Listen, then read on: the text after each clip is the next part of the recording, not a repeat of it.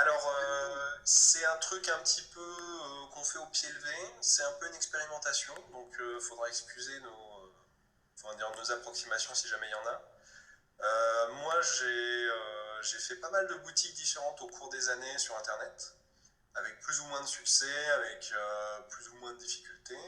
Et je trouvais que c'était une bonne idée de faire un retour d'expérience là-dessus à plusieurs pour voir un petit peu les pour et les contre des différentes boutiques en ligne. Voilà. Il y a pas mal de types de boutiques. Moi, j'ai recensé quatre types de boutiques en ligne en fait, et on va pouvoir discuter de ces quatre types pendant cette réunion. Euh, pour moi, le premier type de boutique qu'il y a, c'est les boutiques clés en main, c'est-à-dire vous êtes sur une plateforme, tout est prêt en fait, vous avez juste à rajouter vos produits avec les frais de port, les photos, etc., la description. Et vous avez déjà une infrastructure tout autour qui est là pour vendre votre produit, etc., avec des variations bien sûr. Bien sûr, il y a Etsy. Laura Kinsler est là pour en parler avec nous. Juste après la présentation, elle commencera à nous parler de son expérience sur Etsy. Euh, Etsy, c'est intéressant parce que donc il y a un aspect social, etc. C'est un peu une des seules boutiques comme ça, je pense, dans la présentation qu'on va faire. Toujours dans les boutiques clés en main, il y a des trucs comme Big Cartel. Donc ça, c'est des sites qui sont indépendants les uns des autres, mais vous avez un template qui est prêt, vous avez juste à remplir. Vous avez Gumroad ce genre de choses. Donc pareil, il y a itch.io, Store Envy, voilà, il y a des tonnes de trucs dans ce genre. Alors, il y a un deuxième type de boutique en ligne. C'est ce que moi j'appelle les sites de dépôt de design.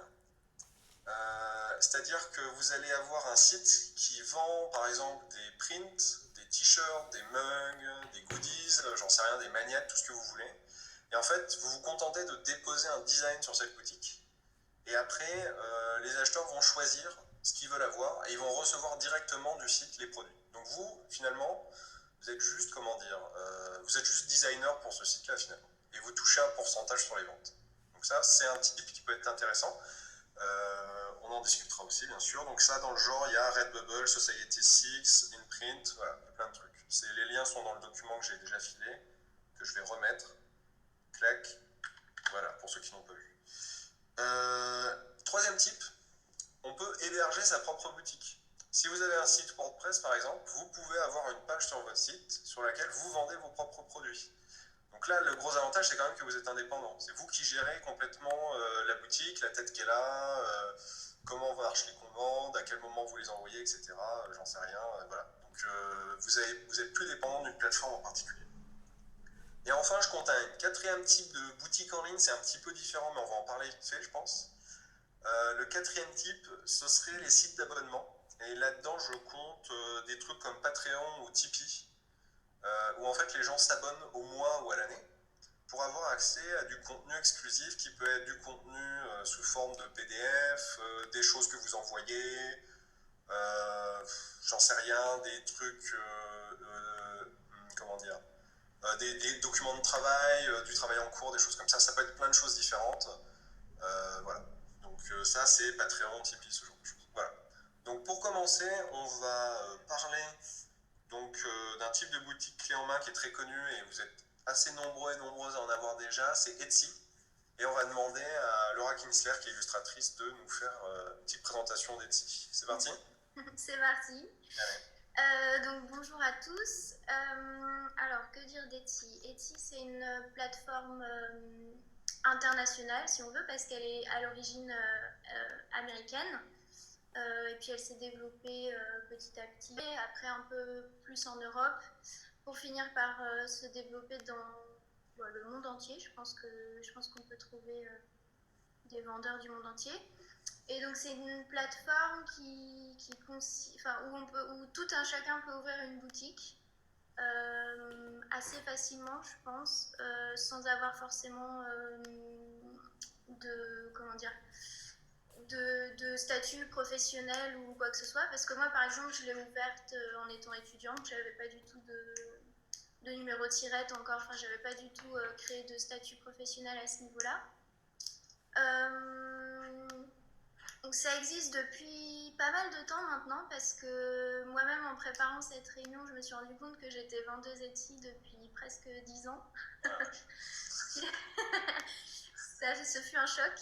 Euh, et du coup, c'est une plateforme qui se veut assez... Enfin, leur credo depuis le début, c'est vraiment le fait main, les petits créateurs ou fabricants indépendants. Et l'idée, c'est en fait... Leur idée, c'est de...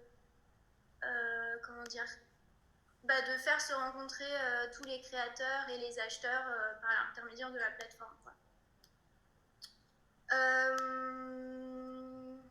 Qu'est-ce que je peux... Alors bon, j'ai fait une petite liste des plus ou des... Ah non, peut-être que je peux vous montrer déjà à quoi ça ressemble pour ceux qui sont pas déjà vendeurs. Alors je vais tenter le partage d'écran. Ouais, vas-y. Voilà. Est-ce que c'est bon? Ouais, nickel. Ouais, ouais. Alors là, je vous donne un petit aperçu de l'interface quand on est vendeur, en fait. Donc là, on est dans ce qu'ils appellent les fiches produits. Donc c'est là où vous pouvez renseigner tous les produits que vous souhaitez vendre. Ce qui ressemble à ça. Donc vous pouvez ajouter tout un tas de photos.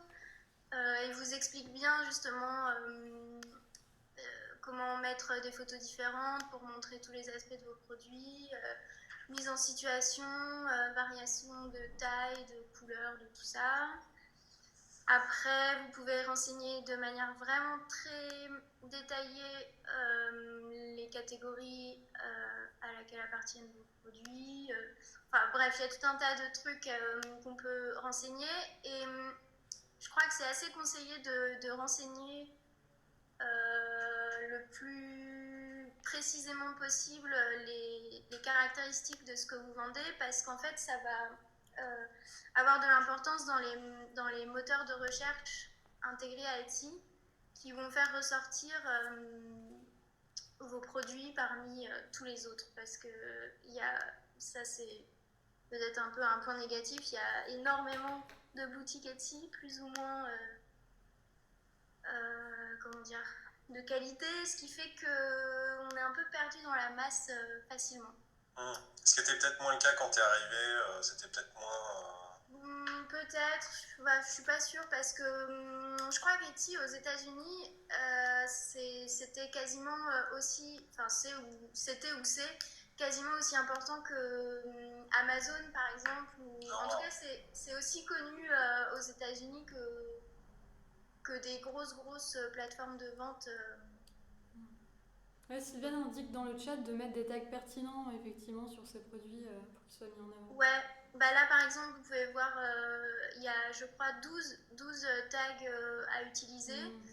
Ah non, 13, il vous conseille de vraiment tous les mettre et de mettre des choses vraiment hyper précises, parce que c'est ce qui fera remonter vos produits dans le moteur de recherche Etsy. D'accord.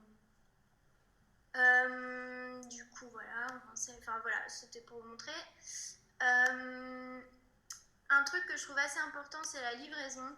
Ça, et c'est pas que pour Etsy, je pense que c'est pour la vente en ligne en général. Peut-être qu'on en reparlera plus précisément, mais c'est assez important de bien fixer les prix de livraison, parce que au début, par exemple, moi, je me suis fait avoir d'avoir renseigné un tarif, et en fait, ça m'a coûté beaucoup plus cher que prévu, et du coup, c'est un peu bête, parce que ça fait perdre de l'argent sur ce que vous aviez vendu.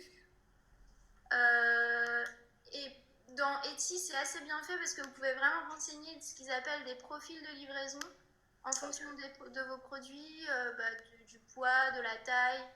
Et du coup, une fois que vous avez créé tout ça, vous n'avez qu'à sélectionner ce qui correspond à votre produit, et ça se met tout seul.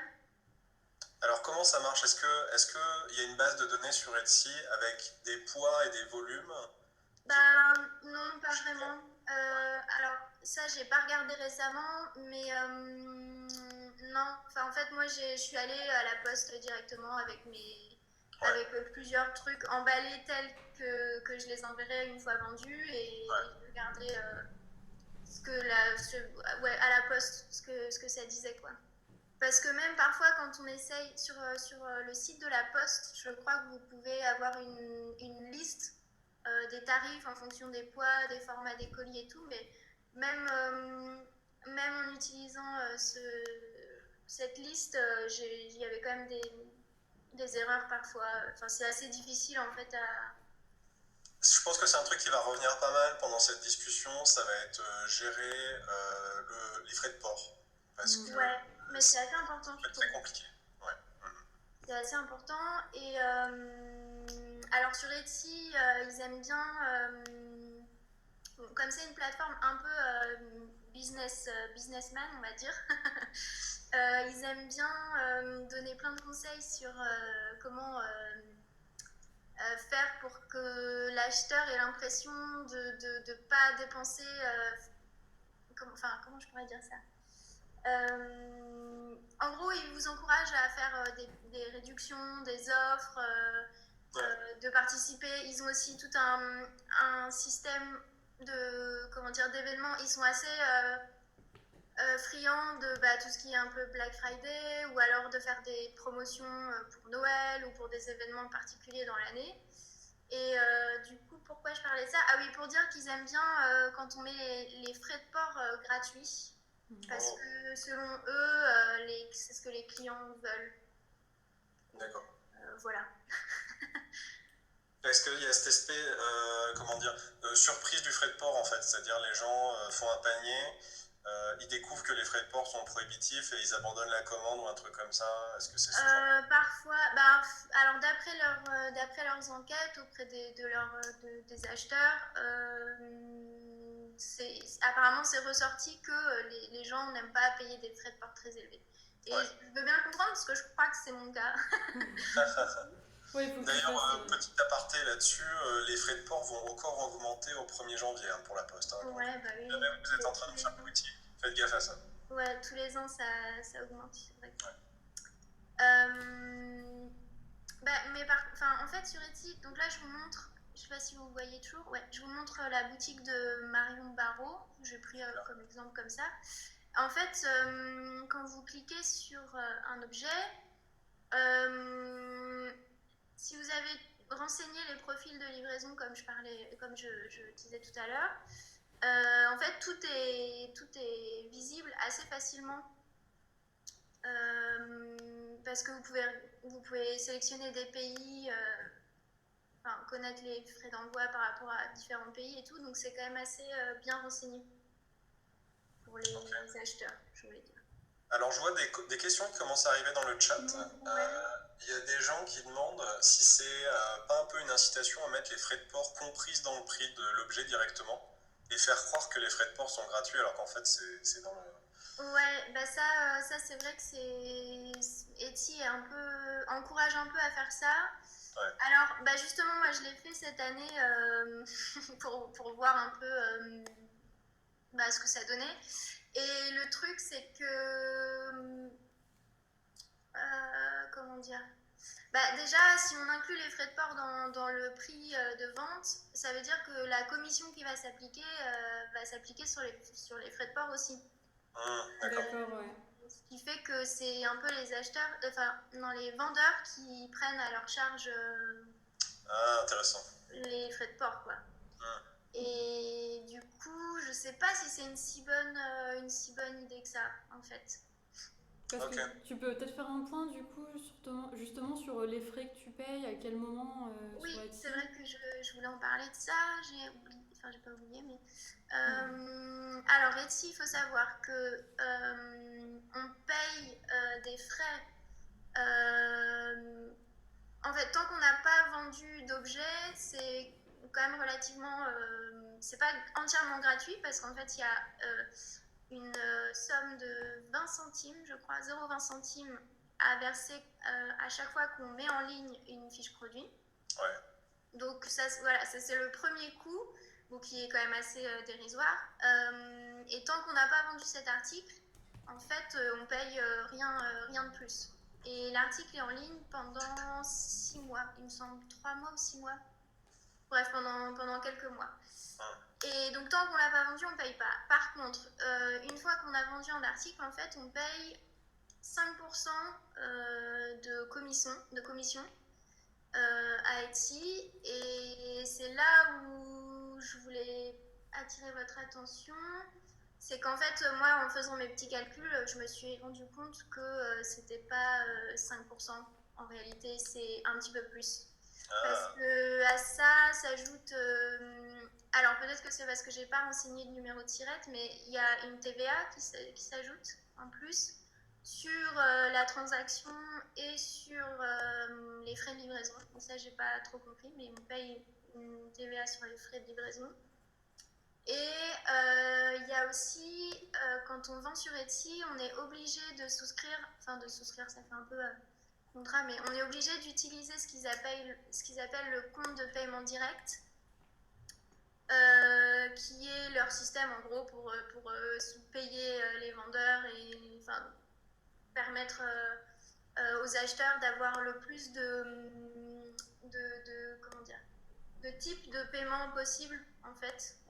Les gens peuvent payer par PayPal, par carte bleue, par Apple Pay ou que sais-je d'autres. Et du coup, ce service-là, il est aussi payant en fait.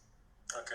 Il est aussi payant. Je me souviens plus de combien c'est. Mais moi, ce que je dirais, c'est que quand on a enlevé tous les coûts, les commissions et tout ça, je pense qu'on est plus proche des 10% que des 5% en réalité. Ouais. Ben, en fait, j'ai l'impression que c'est un peu ce qui revient souvent avec Etsy, c'est qu'il y a finalement pas mal de frais, on va pas dire cachés, mais disons durs à débusquer, quoi. Ouais, je suis assez d'accord.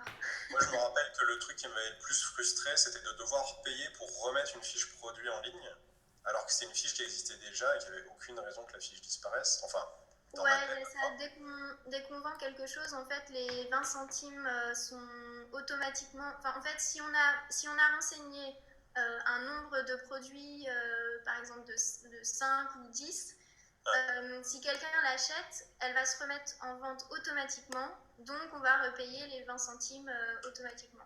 Oh, waouh! Okay. C'est-à-dire s'il l'achète une fois ou si le stock que tu avais renseigné est épuisé? Non, c'est que si un acheteur achète le produit. Ah ouais, à chaque fois alors. Okay. D'accord. Et voilà, ouais. Par contre, je pense que si on met qu'il n'y avait qu'un seul exemplaire, ça ne se renouvelle pas, donc on ne paye pas. Mais pas sûr. Enfin... Ok, à voir. Okay. À voir, ok. D'accord. Moi, je trouve aussi que si on est un peu dans les critiques de Etsy, moi je trouve que c'est moche en fait, Etsy. Ah ouais, tu trouves? Ouais, je trouve pas ça beau en fait. Je trouve que c'est le bordel, il y a trop de trucs en fait. Il se passe trop de trucs à l'écran, je trouve. Et puis la traduction automatique est vraiment nulle à chier la plupart du temps. Ouais, ça c'est vrai. Si on doit parler des traducteurs, franchement, il vaut mieux se faire une boutique dans sa langue maternelle et une en anglais éventuellement, si vous maîtrisez un peu l'anglais, ou en tout cas dans une autre langue que vous maîtrisez, parce que les traducteurs automatiques, c'est vraiment pas ça, quoi. Ok. Il y a une question de Lucie Larousse là qui demande, elle n'a pas compris, est-ce que c'est 20 centimes par produit vendu du coup? Oui. Sylviane indique que c'est par fiche inscrite. Bah, peut-être que Sylviane, si tu sais répondre, tu pourrais mettre 2 secondes ta caméra et nous le dire, non? Oui, vas-y, si tu peux essayer si tu veux. Ouais. Alors, elle est où c'est?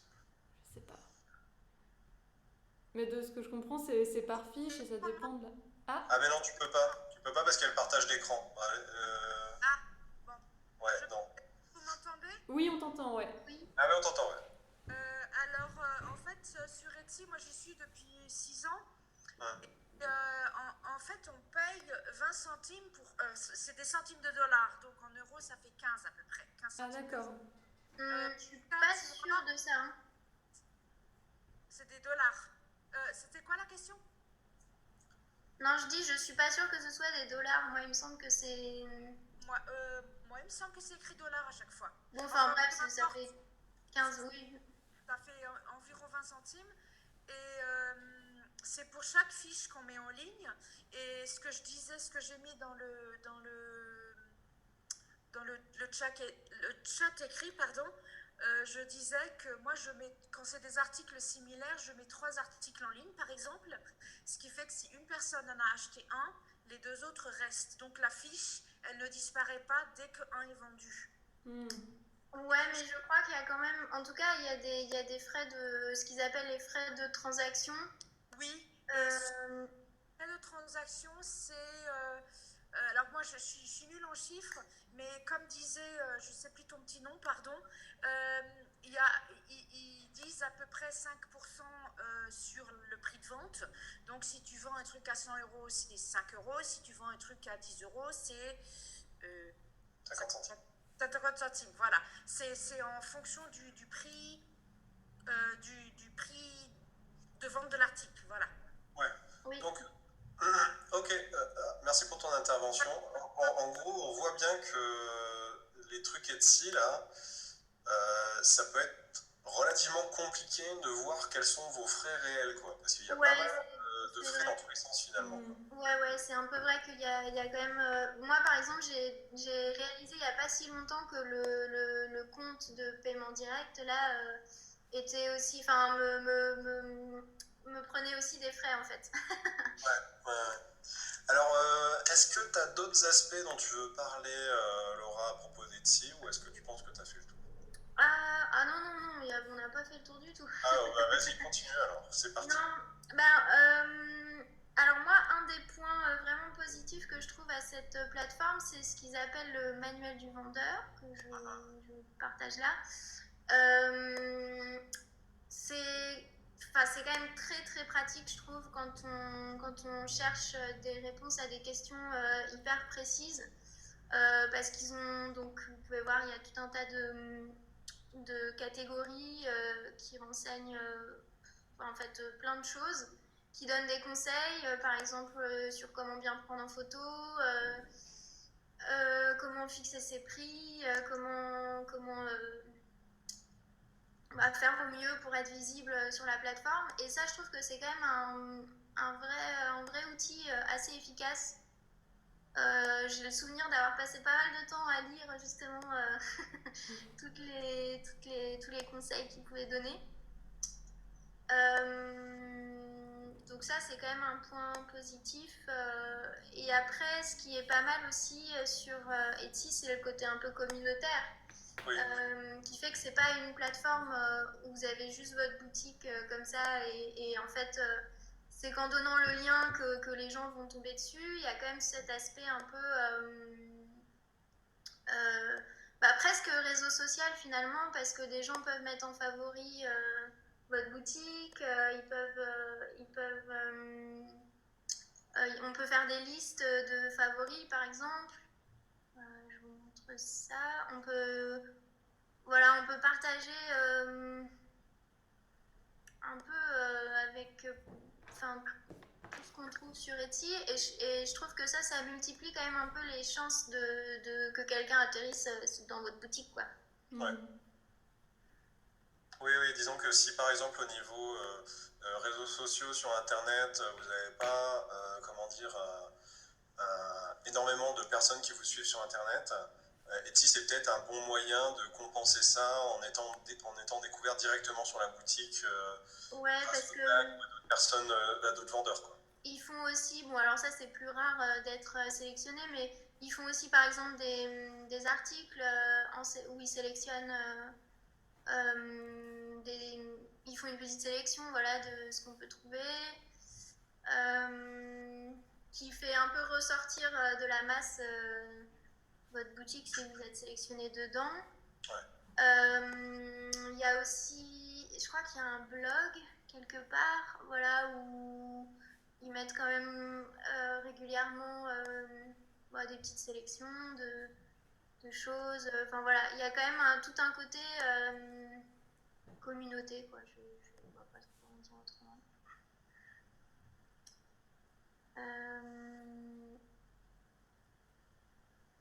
Qu'est-ce que je voulais dire d'autre? Alors j'ai quelques questions là. Les gens parlent des événements Etsy organisés dans le oui. un peu. Ouais, Alors ça, c'est aussi quelque chose qu'ils ont développé quand ils ont voulu conquérir le marché français, on va dire. C'est qu'ils ont mis en place un système de teams, ils appellent ça des teams. En fait, le concept, c'est de se rencontrer les créateurs et les artisans, enfin les artistes, les vendeurs Etsy d'une ville autour d'un événement pour que, déjà pour qu'on se sente un peu moins seul et pour partager sur le fait d'être indépendant. Et du coup, c'est vrai que moi, ça m'a permis de rencontrer pas mal de gens parce que du coup, on s'est retrouvés à 4 il y a quelques années déjà pour créer des événements en physique, quoi, parce que la vente en ligne, c'est sympa, mais c'est aussi pas mal de se rencontrer en vrai, parfois. Ouais, bien sûr. Alors ce système il est assez intéressant parce que en fait Etsy propose des aides aux vendeurs Etsy qui voudraient créer des événements physiques dans leur ville. Parce que c'est vous qui organisez, c'est les créateurs qui organisent quand même en fait, c'est ça? Etsy Ouais, vous propose l'idée et c'est vous qui prenez en charge l'organisation. C'est ça, c'est un peu comme un échange de bons procédés en fait. Ils nous demandent d'organiser un événement dans une ville, qui prend, comment dire, d'organiser en leur nom un événement, en nous donnant des aides et des bourses et aussi en prenant en charge tout ce qui est comme sur les réseaux sociaux, enfin voilà. Et en échange, c'est bénévole, hein, bien sûr. Mais en échange, on organise un événement qui nous permet quand même d'avoir un peu de visibilité et de se rencontrer en vrai, quoi. Ok. Alors, dans les autres questions, y a Robin qui demande... Peut-être, attends, avant qu'on finisse là-dessus, peut-être, parce que peut-être que la question que les gens se posent, c'est comment participer à cet événement, à ces événements. En fait, on a créé une page, la Team Etsy Strasbourg, sur les réseaux sociaux, donc Facebook, Instagram. Et en général, on lance des appels à candidature quand c'est le moment. C'est surtout à Noël, mais il y en a parfois aussi au printemps.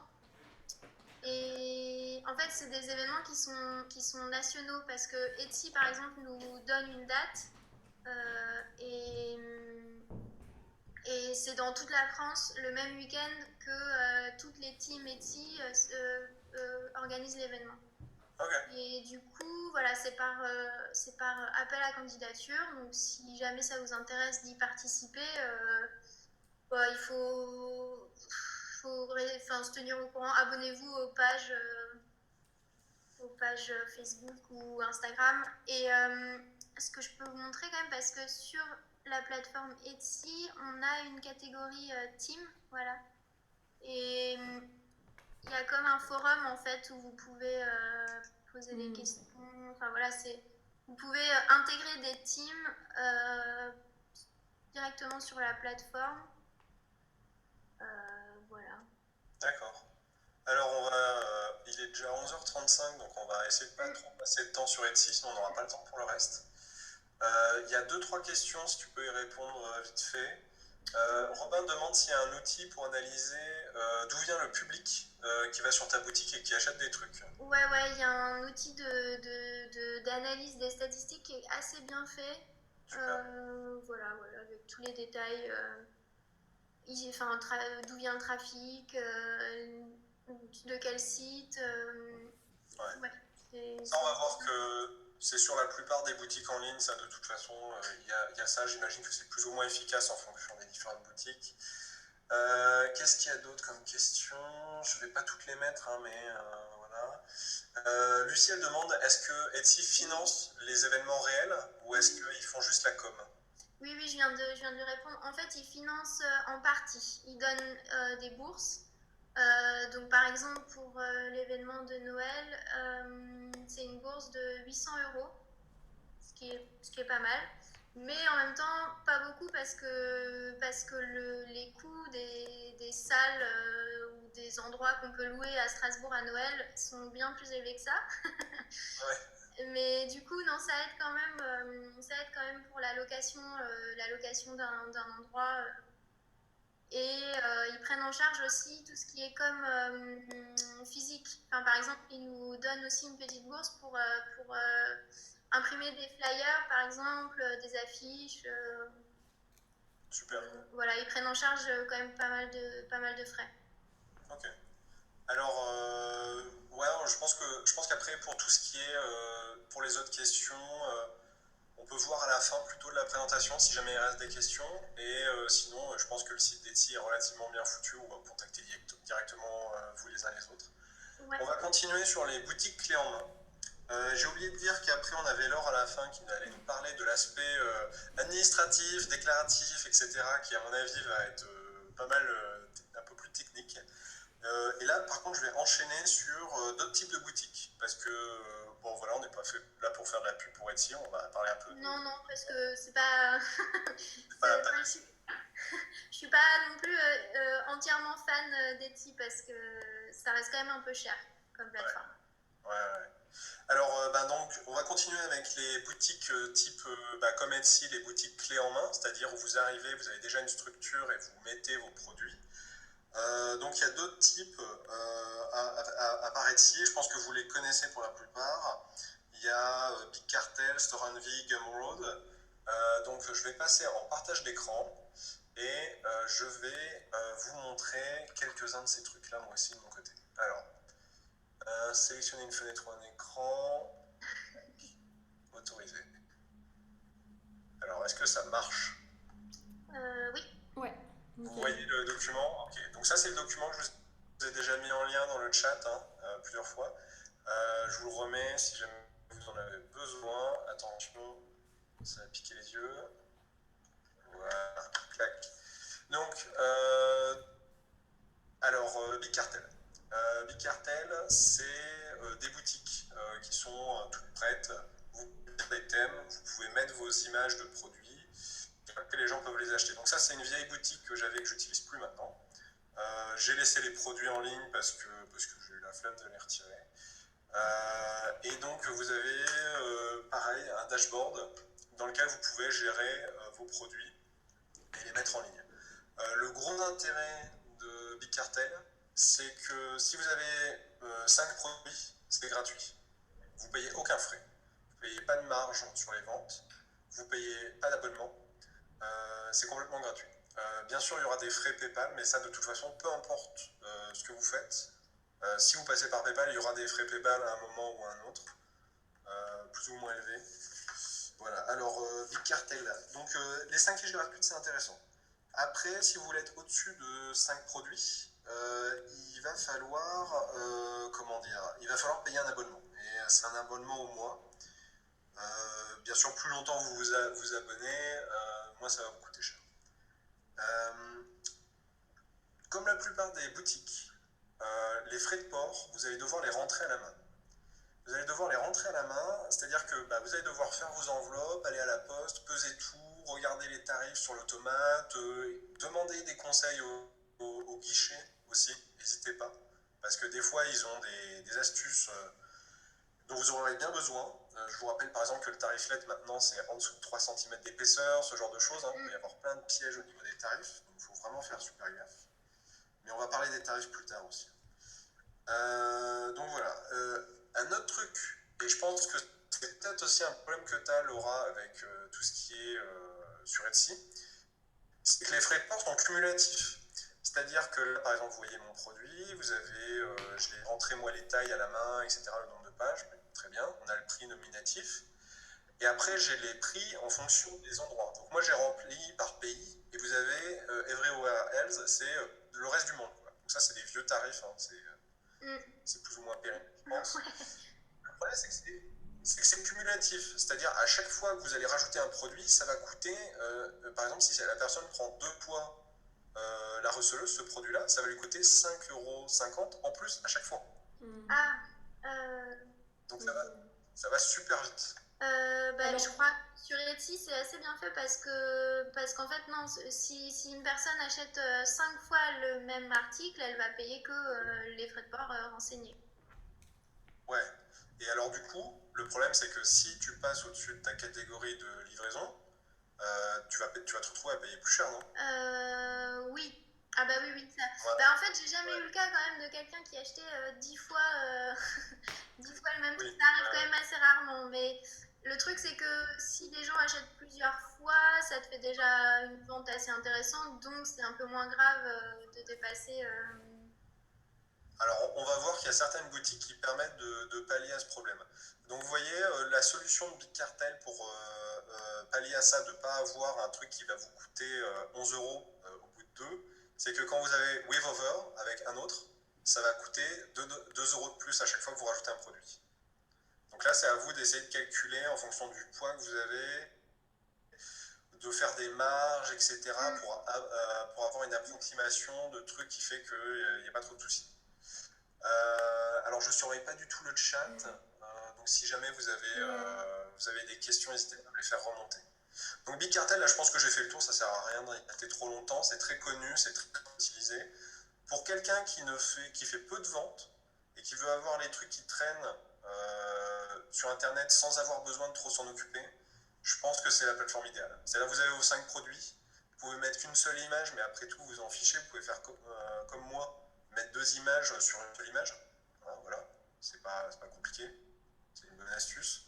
Vous pouvez mettre un lien vers votre propre site pour que les gens aient plus d'infos, si jamais vous voulez vraiment qu'ils voient plus d'images. Ah oui, ça aussi. J'en ai pas parlé pour Etsy, mais il y a aussi toute une partie, comment dire, qu'ils appellent à propos, où on peut mettre vraiment pas mal de liens vers tous les autres sites et c'est bien. Voilà, c'est pas mal. Parce que je pense qu'il doit y avoir dans le tas là, des boutiques où ils ne vous laissent pas faire des liens en fait. Ça m'étonnerait pas qu'il y ait des trucs qui fassent ça. Enfin, il y a des plateformes qui sont un peu jalouses comme ça, donc je sais pas, mais peut-être. Donc ouais, par exemple, on a plus d'images sur mon blog. À l'époque, j'avais fait un renvoi vers mon blog. Voilà. Donc c'est relativement facile à maîtriser. Il y a des templates plus jolis que ça. Là, c'est pas la folie, mais voilà, des trucs plus beaux que ça. Alors, ça, c'était Big Cartel. Est-ce qu'on peut, comment dire, est-ce qu'on peut un peu choisir l'esthétisme de la boutique sur Big Cartel ou pas? Ouais. Alors attends. Pas trop. Je vais vous donner d'autres exemples. Par exemple, sur Etsy, on peut pas du tout. C'est vrai que c'est la boutique avec le modèle Etsy. On peut à la rigueur mettre une petite bannière ou quoi, mais c'est vrai que ça reste très limité dans la personnalisation de l'interface. Alors, je suis en train de regarder, qu'est-ce que j'ai une boutique qui pourrait être sympa. Bon, je vais prendre un truc un peu au pif, bien.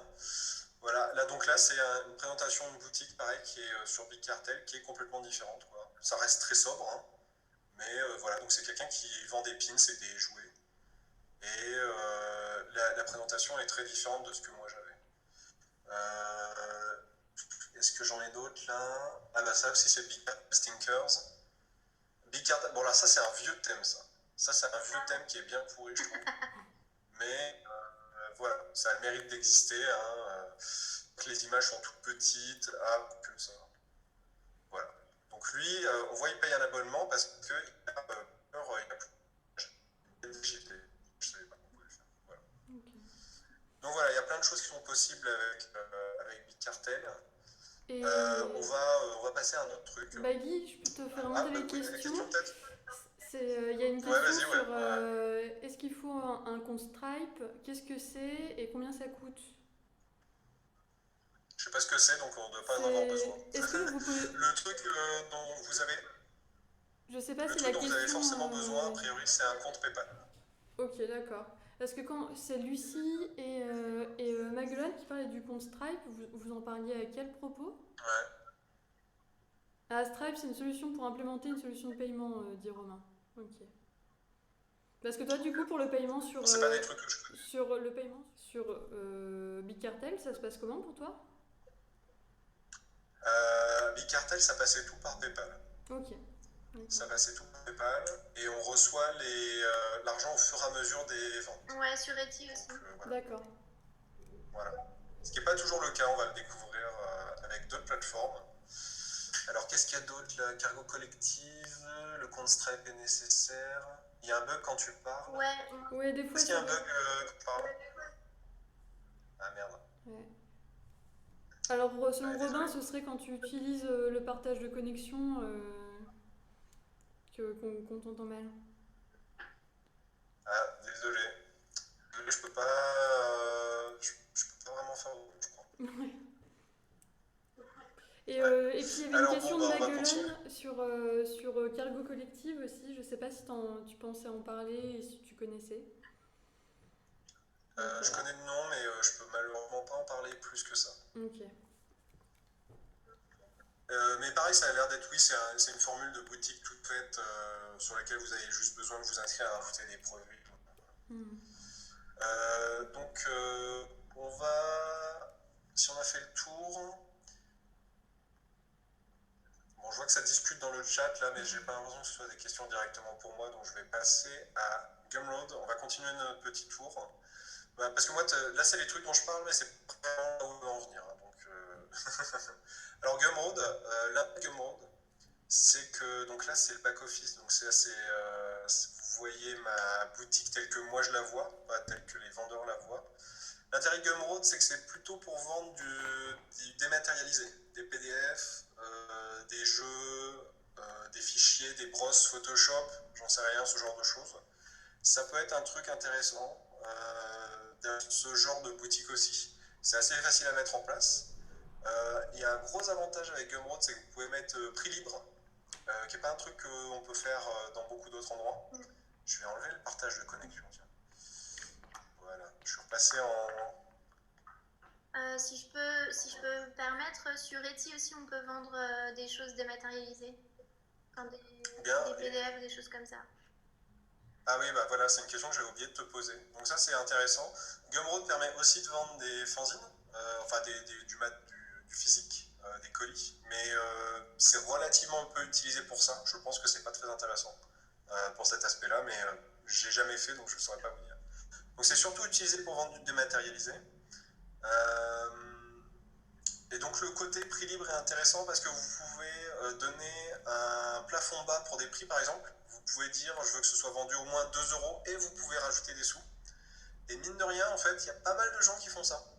Quand ils vous achètent un truc, plutôt que de prendre plusieurs trucs, des fois, ils prennent la chose que vous aviez prévue. Peut-être à 2 €, ils vont la payer 5 ou des choses comme ça. Ce qui est plutôt sympa. Par contre, le problème de Gumroad, et c'est le cas d'autres plateformes, c'est qu'ils vont accumuler l'argent de vos ventes et ils vont vous les reverser au-delà d'un certain seuil. Il me semble que c'est 15 $, 10 ou 15 $, je ne sais plus. Et ils vont vous faire des paquets une fois par mois, ils vont vous envoyer la somme. Mais ça veut dire que vous avez toujours un peu de thunes qui traînent sur Gumroad. Vous avez toujours moins de 10 $ qui traînent sur Gumroad. Donc eux, ils ont ça, ils sont assis dessus et bon, ils sont bien contents parce que ça vous encourage à rester en fait. Ça vous fait moins de frais PayPal parce que vous avez les sommes qui arrivent d'un seul coup. Donc si vous faites des petites ventes, elles vont se cumuler et vous allez payer moins de frais au total parce que ce sera des plus grosses sommes que vous recevrez d'un coup. Mais bon, vous avez vos thunes qui restent coincées sur Gumroad de temps en temps, c'est un petit peu chiant. Il n'y a pas que eux qui font ça, mais bon, voilà. Donc on va continuer avec un autre type de boutique. Alors, j'ai remis le partage d'écran, est-ce que ça marche? Là, Oui, non, je te vois encore toi là. Ah, bizarre. Ah, attendez. Ah oui, d'accord, ok, j'ai compris. Tac.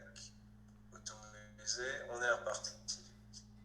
Donc on a vu Gumroad, voilà, donc c'est même principe.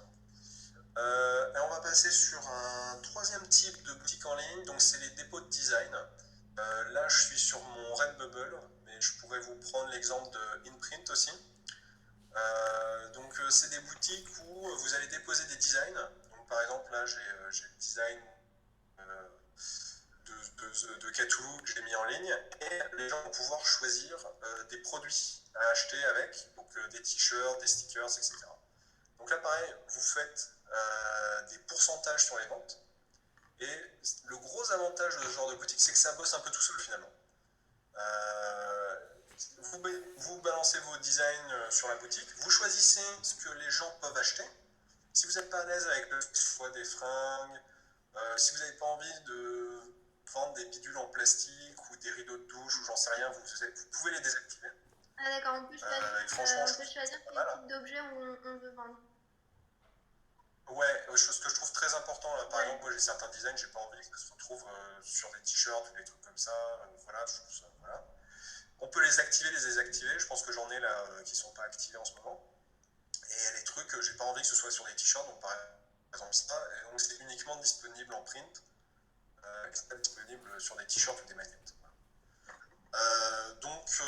L'avantage c'est qu'en fait vous bossez pas quoi. Enfin, vous bossez pas. Vous pouvez mettre des vieux designs que vous avez en ligne et ils vont faire leur petite vie. Des fois vous avez des gens qui vous contactent pour dire ah est-ce que tu peux désactiver tel type de produit j'ai acheté et vous pouvez choisir de le faire ou pas le faire.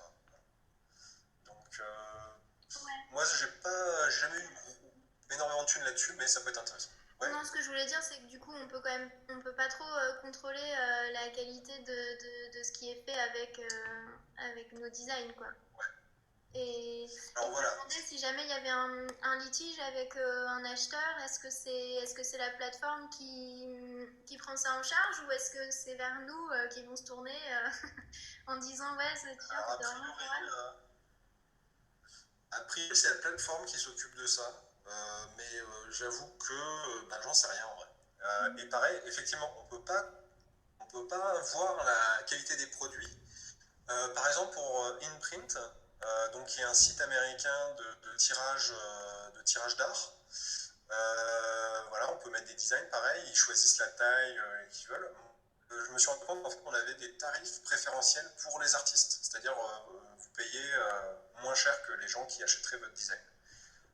J'en ai acheté pour voir la qualité de tirage, j'ai trouvé ça pas mal du tout.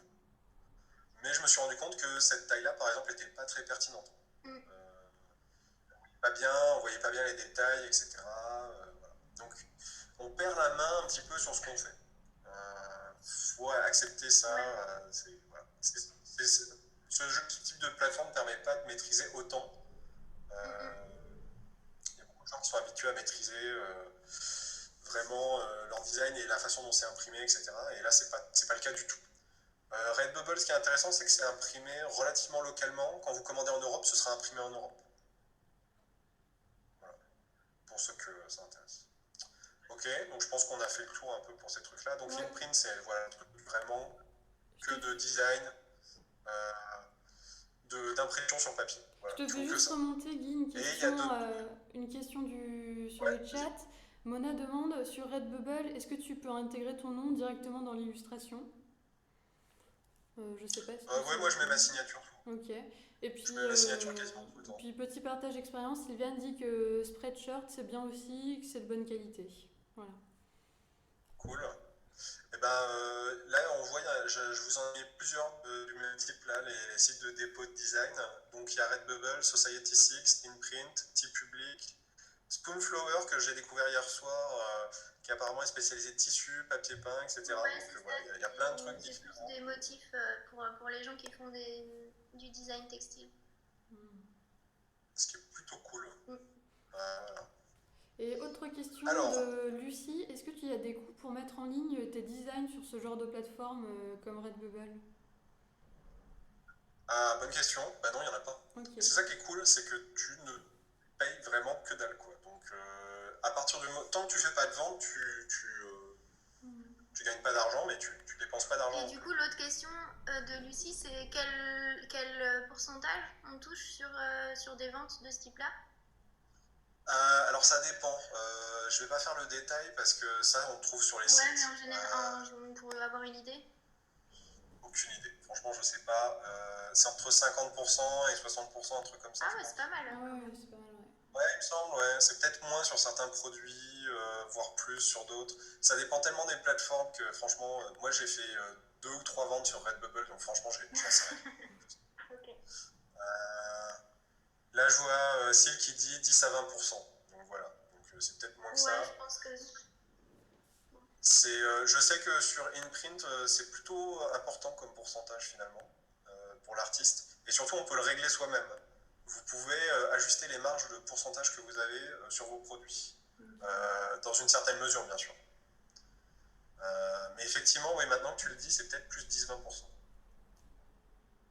Voilà. Et puis, bien sûr, ça va dépendre de vos quantités de vente. Donc, je vais un peu au pas de charge là, parce que je vais en arriver en fait à une autre solution de vente en ligne qui est beaucoup plus autonome, qui a moins de, comment dire, d'intermédiaires, vous avez moins de gens pour mettre leurs grosses pattes sur vos sous. C'est d'héberger votre boutique en fait. Donc pour tous ceux qui ont un site internet, en fait, il y a la solution d'héberger sa propre boutique. Alors, je pense qu'on est nombreux à avoir un portfolio en ligne ou à vouloir en faire un, avoir un site internet. La solution la plus simple pour le moment de ce qui existe pour foutre des sites en ligne qui vous appartiennent vraiment, hein, pas des trucs, des plateformes qui vous donnent des trucs clés en main, mais vraiment un site que vous allez construire, c'est WordPress. Et WordPress, ils ont un système de plugins. Vous pouvez rajouter des bidules sur votre WordPress, hein, c'est aussi bête que ça, qui rajoutent des fonctionnalités à votre site. Et des plugins de boutique, ils en ont des tétrachiers. Donc voilà. Donc je vais vous montrer moi ce que je peux faire avec mon site WordPress. Je vais remettre le partage d'écran. Attention, c'est parti. Pour l'accordéon. Voilà. Et voilà. Donc ça c'est en ligne sur mon propre site. Donc ça c'est tout récent. Donc avant j'avais un truc qui s'appelait Simple Cart, qui était juste un truc où on met des boutons PayPal. Ça rajoute juste des boutons PayPal. Vous gérez vos boutons PayPal comme vous voulez. Bien sûr, il n'y a pas de gestion de frais de port, il n'y a pas de gestion des commandes, c'est vraiment juste des boutons PayPal. C'est vraiment hyper basique. Vous allez avoir votre liste de commandes sur votre site qui va s'accumuler au fur et à mesure, mais c'est tout. Et vous allez voir arriver les commandes sur PayPal au fur et à mesure que les gens ils achètent des trucs. Ça c'est un truc un poil plus évolué, voire beaucoup plus évolué. C'est un plugin qui s'appelle WooCommerce. Donc WooCommerce c'est W2O et commerce comme commerce. Et donc c'est un plugin. On va aller voir dans le back-office la tronche que ça a. C'est-à-dire quand vous êtes sur le back-office de votre site, vous avez un truc qui va se rajouter qui s'appelle WooCommerce. Et ça devient hyper intéressant. C'est-à-dire que WooCommerce vous permet de gérer vos stocks, de dire combien vous avez de produits dans votre stock, de gérer vos clients, vos commandes, les codes promo, etc. Et elle permet de gérer les produits individuellement et de vendre à peu près tout ce que vous voulez. C'est-à-dire si vous voulez vendre du dématérialisé, vous avez juste à héberger le PDF sur votre site et quand les gens vont acheter le PDF, il va envoyer le PDF. Là on voit, j'ai mis le lien, j'ai mis l'URL du PDF et ça va envoyer le PDF à la personne qui achète le produit. On peut gérer les catégories, on peut gérer les étiquettes et on peut gérer, on va voir sur un autre produit, on peut gérer l'inventaire, par exemple. On va essayer de prendre un truc plutôt pertinent pour cette question-là. Voilà. Donc là, par exemple, j'ai mon vieux fanzine, là. On a le tarif, on a l'inventaire, j'ai la quantité de stock, et bien sûr, on a l'exception. Et là, ça commence à devenir intéressant. Parce que vous voyez, ici, il fallait évaluer le poids des choses, aller à la poste pour regarder combien ça pèse, machin, regarder les tableaux de la poste, et à peu près aller à la louche pour faire un truc qui allait marcher. Alors, grâce à une autre extension qu'on peut rajouter à WooCommerce qui s'appelle WooCommerce Table Rate Shipping, on peut intégrer à WooCommerce une façon de calculer le poids du panier. Donc les gens ne vont plus payer des frais de port en fond par produit, ils vont payer un frais de port sur l'ensemble du poids du panier. Et là, ça devient super intéressant. Par contre, c'est un peu le bordel. C'est-à-dire vous allez avoir des tableaux à remplir. On peut regarder ça si vous voulez. C'est où déjà? Je ne me rappelle plus. C'est dans Réglages. Vous allez avoir des tableaux à remplir dans Expédition. Par exemple, là, j'ai mes tarifs pour la France. Et vous allez devoir remplir en fait, vous allez les tableaux de la poste, en fait. Vous allez recopier les tableaux de la poste. Donc, vous avez avec vos marges de poids. Donc, par exemple, mon poids entre 0 kg et 0,2 kg, ce sera 1,60 €, 1,06 €. Et au fur et à mesure, on a d'écart en écart. Alors, c'est un peu de boulot. C'est un peu chiant à faire. Mais sur le long terme, c'est qui devienne intéressant. Parce que, imaginons que j'ai quelqu'un qui veuille acheter 3 ou 4 produits différents. Au lieu de faire du cumul de frais de port, il va payer vraiment au plus proche de ce que moi je vais payer à la poste. Bien sûr, toujours une marge. Il vaut mieux avoir une marge toujours, bien sûr. Mais ça permet de faire des paniers qui coûtent moins cher à la fin. Donc ça, c'est les trucs hyper intéressants. Donc WooCommerce, c'est un peu une façon de devenir un peu plus indépendant sur la vente en ligne. Voilà. Alors, est-ce qu'on a des questions là-dessus? Oui, j'ai une bonne question là, sur les mentions obligatoires à faire figurer sur les sites professionnels quand on est vendeur. Ouais, bah effectivement, le lien que Mathilde a mis, il est intéressant. Vous pouvez aller sur ce lien et vous êtes concerné par site professionnel. Ensuite, vous devez cliquer sur entrepreneur individuel, puis sur activité commerciale.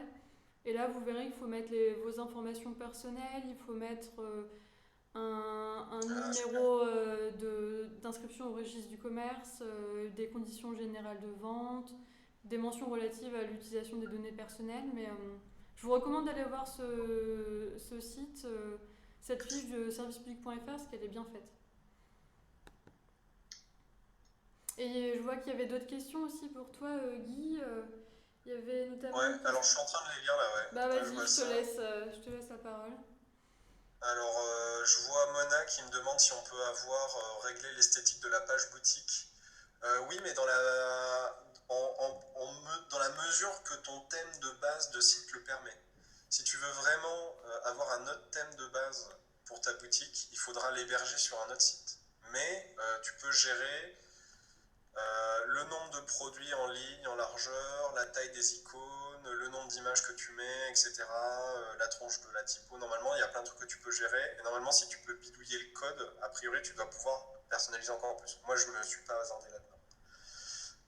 Robin, il pose une bonne question aussi. Est-ce que c'est gratuit? Oui, c'est gratuit WooCommerce.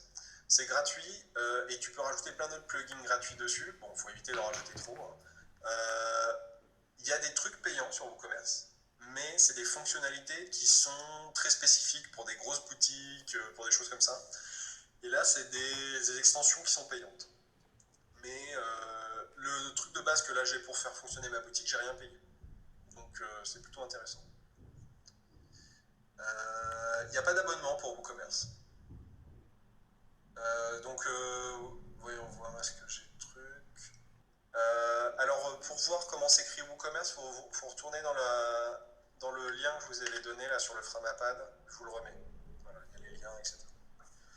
Donc pour moi, WooCommerce c'est un peu la solution d'autonomie en fait. Vous allez pouvoir être vraiment autonome sur votre boutique, gérer les trucs comme vous voulez, vraiment gérer le truc comme vous voulez. C'est plus compliqué, c'est plus long à mettre en place. C'est peut-être aussi plus dangereux parce que si vous avez un conflit avec un acheteur, ça sera à vous de le régler. Alors que sur d'autres plateformes, Etsy par exemple, il s'occupe de ça et ça peut vraiment sauver la mise. Ouais. Je vois qu'il y a des questions sur tout ce qui est entrepreneur individuel, activité commerciale, tout ça. On va répondre à ça avec Laure à la fin. Et bien sûr, il faut avoir un compte PayPal. Il y a des options de paiement par chèque, par carte bancaire, etc. sur WooCommerce que je n'ai pas encore testé, mais normalement, tous les moyens de paiement sont possibles, mais a priori, il vaut mieux avoir un compte PayPal, je dirais. Mais si votre acheteur n'a pas de compte PayPal, je pense que c'est possible de payer par carte avec certaines options. S'il y a un conflit avec un acheteur, est-ce que c'est pas PayPal qui gère le truc? Si le conflit est de leur côté à eux, j'imagine. Mais si par exemple tu n'as pas emballé ce que eux voulaient, si tes conditions générales de vente étaient mal rédigées ou un truc comme ça, là c'est de ta responsabilité, je pense. Voilà.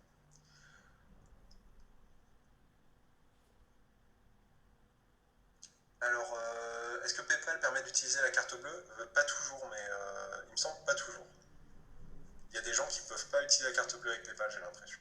Mais je sais pas si c'est un bug ou si c'est les gens qui savent pas faire ou si c'est... Donc je peux pas trop répondre à ça.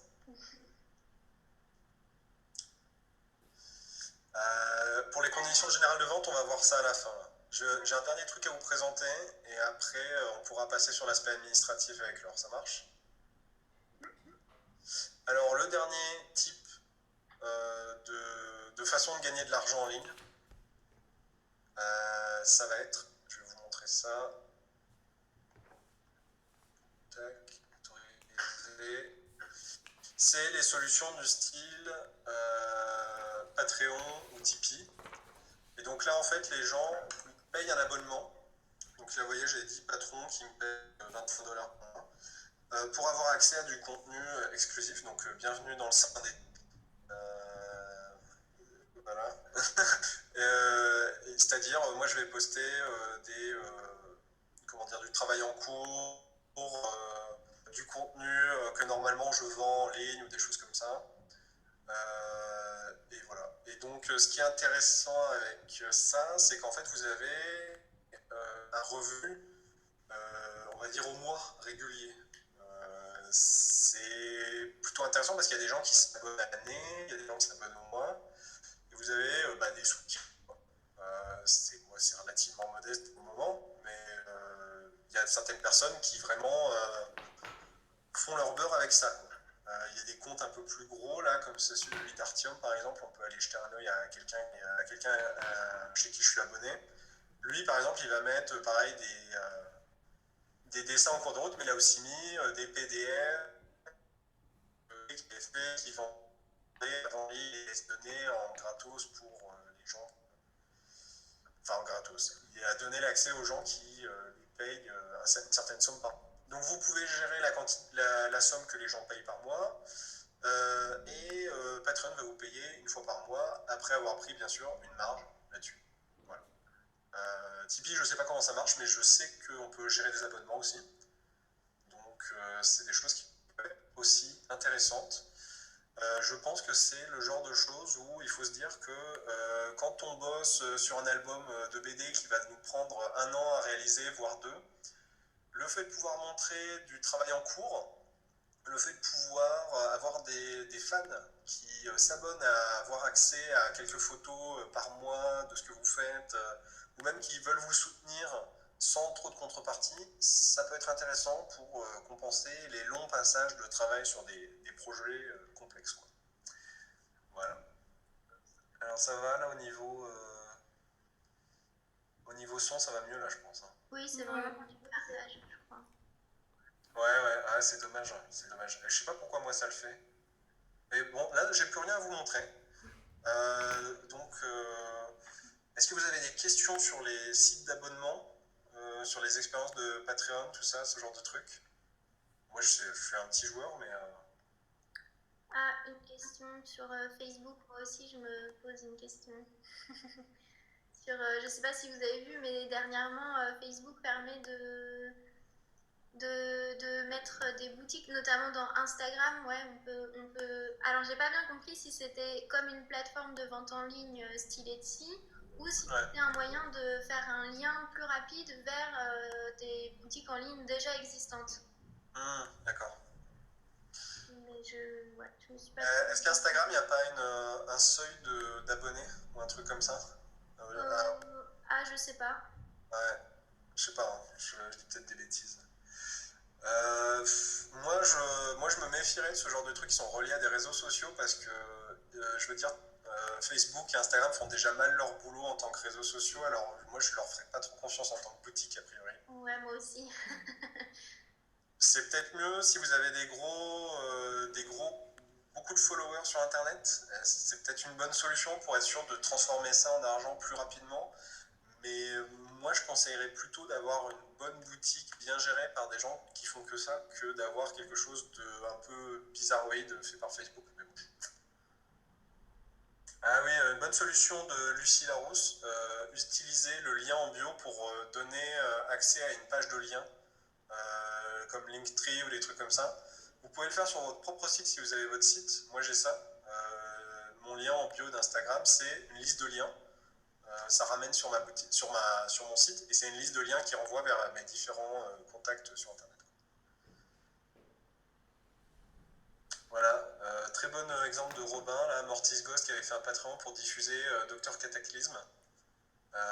Et après, c'est un truc qui a été édité derrière. Donc ça pose aucun problème au niveau légal, c'est votre BD, c'est votre truc. Hein. Il faut juste s'entendre avec son éditeur. À la limite, vous le retirez, hein, vous en foutez. Voilà. Est-ce qu'il y a d'autres questions? Ah oui, il y a des options pour la fréquence de paiement sur Patreon. On peut payer au mois ou à l'année. Il y a des échelons de paiement, c'est-à-dire les gens peuvent payer par exemple juste 1 euro et vous pouvez considérer que c'est juste un pourboire. Ils ont accès à rien. Et en fonction des postes, après, vous pouvez avoir des échelons et dire à 2 euros, vous avez accès à tel truc, à 3 euros, vous avez accès à tel truc, etc. etc. Voilà. Patreon, c'est hyper mal branlé, sinon, au niveau de l'interface. C'est vraiment super chiant à utiliser. Non, mais je le précise, hein, parce que c'est vraiment mal fait. Hein. C'est pas bien du tout. Pour les utilisateurs, je crois que ça va, mais pour les créateurs, c'est vraiment nul à chier. Enfin, ok, je pense que j'ai fait le tour de mon côté. Alors, on passe au côté marrant des déclarations sociales et fiscales. Yes. Trop bien. Donc, pour ceux qui ne me connaissent pas, je me présente. Donc, je m'appelle Laure et je suis conseillère pour Centrale Vapeur Pro. Et je vais vous présenter rapidement les obligations sociales et fiscales auxquelles on ne coupe jamais. Alors, je vais vous partager mon écran pour vous montrer une petite présentation. Si ça marche, oui. Alors.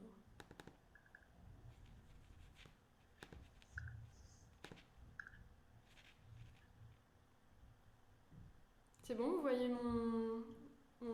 mes slides? Ça marche très bien. On remercie Héloïse pour cette belle mise en page. Merci. Ouais, c'est bon. Alors, je vais commencer par parler du truc peut-être pas le plus fréquent, mais le plus facile. C'est vendre ses œuvres originales en ligne en passant par les plateformes numériques. Donc ça, depuis toujours, c'est considéré comme des revenus artistiques que vous déclarez comme des droits d'auteur ou comme n'importe quelle vente d'œuvre. Donc vous les déclarez comme des revenus artistiques à l'URSSAF et vous incluez ces bénéfices dans vos bénéfices non commerciaux. Quand il s'agit de vendre des reproductions et de son œuvre comme des tirages et des fanzines, alors actuellement, normalement vous ne pouvez pas rattacher ces revenus à votre à votre activité d'artiste-auteur et vous devez déclarer une activité commerciale. Le plus simple, c'est de choisir le régime micro-entrepreneur. Donc comme un début d'activité d'artiste-auteur, vous allez au centre de formalité des entreprises, vous vous enregistrez. En l'occurrence, c'est la Chambre du commerce et de l'industrie pour les activités commerciales. Et ensuite, pour vos déclarations sociales, ça se passe en ligne sur le site autoentrepreneur.ursaf.fr et vous déclarez vos bénéfices industriels et commerciaux lors de votre déclaration d'impôt sur le revenu, comme quand il s'agit de vos revenus artistiques. Sauf que là, vous compléterez une autre petite case, c'est la case des bénéfices industriels et commerciaux. Et alors, notre espoir, c'est que ces règles vont changer et vont être simplifiées pour les artistes-auteurs à partir du 1er janvier 2021. Parce qu'il y a un décret est paru en août dernier. Et là, je vous mets un petit extrait. Et ce qui est intéressant, c'est le point numéro 2 qui dit que constitue des revenus artistiques la vente d'exemplaires de son œuvre par l'artiste-auteur qui en assure lui-même la reproduction ou la diffusion. Donc, quand ça a été négocié avec les organisations professionnelles, c'était surtout pensé pour les auteurs du livre qui voulaient s'auto-éditer.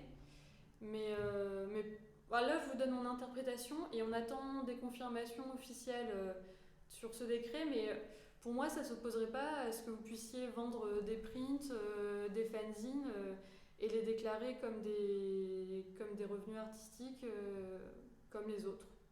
Donc, en fait, pour t'interrompre 2 secondes, en fait, le risque, c'est que ce serait peut-être uniquement limité à, par exemple, des livres avec un ISBN ou un truc comme ça. Ce serait ça peut-être le truc. Enfin, à ma connaissance, c'est quand... avant de sortir ce décret, le ministère de la Culture a consulté des organisations pro comme la Ligue des auteurs professionnels, voilà, des organisations comme ça. Et je sais que eux, ils avaient quand même dans l'idée de... je pense par exemple à la Ligue des auteurs professionnels où à la base, c'est beaucoup d'auteurs de l'écrit et ils s'intéressaient aux livres auto-édités. Donc je sais que ça a été... c'était un peu... Voilà, l'idée de ce tiret là, ce tiret numéro 2, elle est venue de ça. Mais pour moi, ils ne pourraient pas le limiter aux livres auto-édités. Mais on n'a pas encore d'infos précises sur qu'est-ce qu'ils entendent par là. Mais c'est quand même la porte ouverte à la possibilité de vendre ses reproductions, ses prints, en passant pour son activité d'artiste-auteur. Donc ça, je vous tiendrai au courant quand on en saura plus. Je vous le dirai notamment sur le forum. Et on croise les doigts. Mais c'est clair que... Robin qui dit tant que c'est produit maison, ce serait ok. Bah en fait, on sait pas quoi. C'est-à-dire que a priori, comme ils disent, la reproduction ou la diffusion, ça voudrait dire que tu pourrais faire imprimer des trucs chez un imprimeur professionnel. Et tant que tu diffuses le truc et que c'est toi l'auteur, a priori ça passerait. Mais bon, on sait pas. Voilà, c'est ça l'idée. On sait pas non plus pour ce qui est, est-ce que les trucs collectifs ça marche aussi. Moi, je pense pas, tu vois, là-dessus. Et aussi, je pense que ça s'appliquera pas aux objets utilitaires, genre les calendriers, la papeterie que tu produirais toi-même. Je pense que ça rentrera pas dans la définition des exemplaires de son œuvre. Ils ont peur des abus de la part de trucs plus industrialisés, on va dire, j'ai l'impression. Ouais, je pense. C'est aussi ce que je pense. Après, le petit espoir mais qui viendra plus tard sur les calendriers, les trucs utilitaires, enfin toutes les plateformes en ligne, c'est qu'il y a un projet, c'est que quand tu fabriques pour vendre des objets en ligne, ce serait de faire des déclarations ultra simplifiées tant que tu ne vends pas pour plus de 1 500 € par an. Et tu n'aurais pas à créer ton activité auprès d'un CFE, tu aurais juste à déclarer tes revenus avec ton numéro de sécu. Mais ça, ce ne serait pas avant le 1er janvier 2022. Donc pareil, je vous tiendrai au courant, mais ce serait possible qu'à partir du 1er janvier 2022, ce soit beaucoup plus facile de vendre jusqu'à 1 500 € sur Internet et les déclarations seraient vachement plus simples. Mais ouais, donc là, c'est un peu l'attente. Je vous tiendrai au courant, mais en tout cas, ce qu'il faut retenir, c'est que normalement, pour le moment, quand on vend des reproductions en ligne, c'est une activité commerciale et donc il faut s'enregistrer comme tel. Et quand même, l'intérêt de passer par une activité commerciale, de micro-entrepreneur commercial quand on est un entrepreneur individuel, c'est que l'abattement qui est fait sur vos recettes, il est plus, quand on doit calculer les cotisations ou le bénéfice à déclarer, il est plus important parce qu'on se dit qu'un commerçant, il a plus de frais dans son activité, donc l'abattement est plus intéressant. Donc, je sais pas si c'est clair ce que je dis, hein. C'est clair à peu près? Oui. Ça marche. Ouais, donc voilà. Donc si tout se passe bien, à partir du 1er janvier, vous pouvez vendre vos reproductions et les déclarer à l'URSSAF comme des revenus artistiques et inclure ces revenus dans vos revenus artistiques quand vous faites votre déclaration aux impôts aussi. Et ensuite, le dernier point auquel je me suis intéressée, c'est quand tu proposes un accès exclusif sur du contenu exclusif sur Patreon ou des plateformes comme ça. Alors, j'ai eu du mal à trouver des infos officielles, mais l'idée, ce serait que ça constitue en fait une prestation de service. Tu vends un accès exclusif et donc tu vends un service.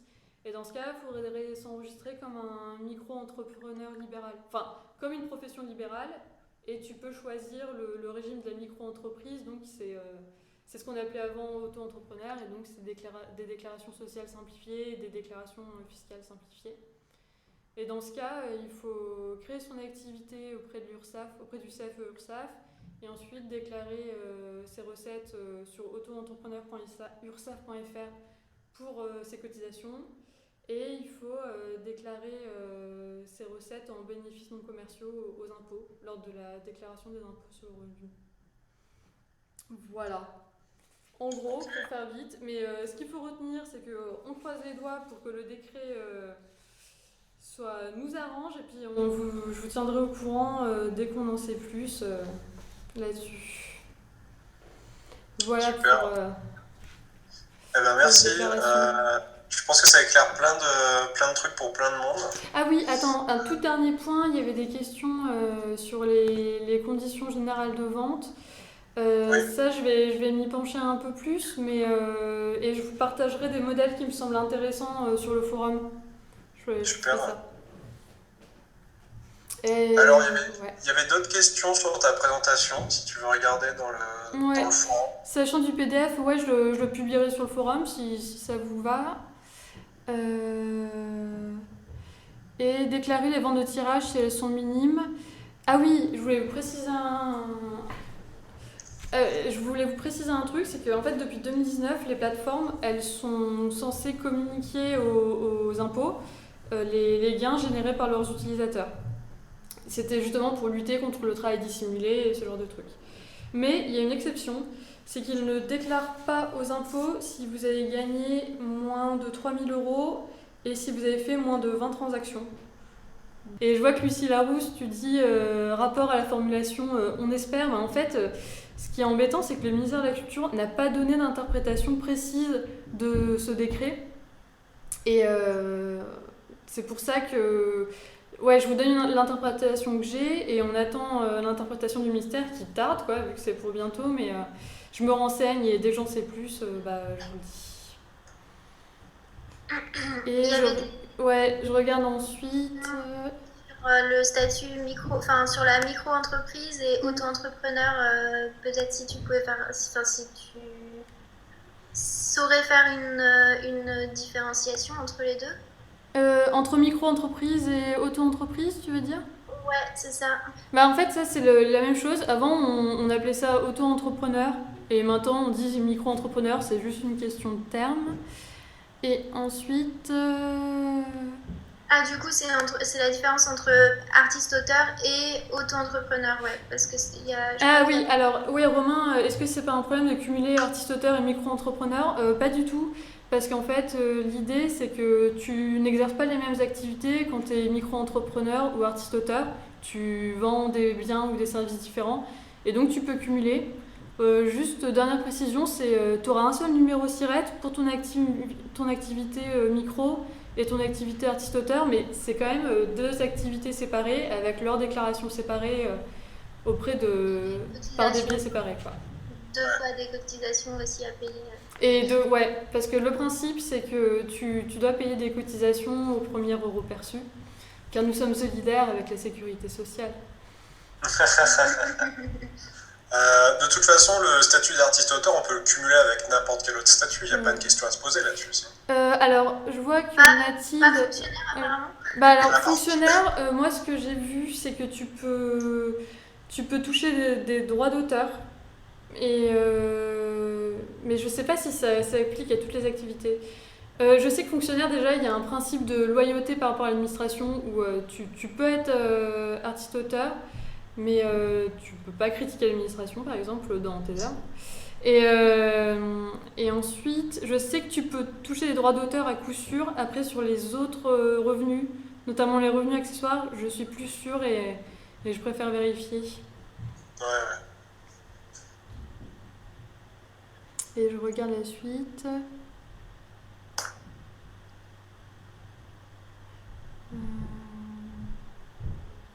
J'avais lu qu'il ne fallait pas se mettre en auto-entrepreneur car les cotisations étaient plus élevées, c'est vrai.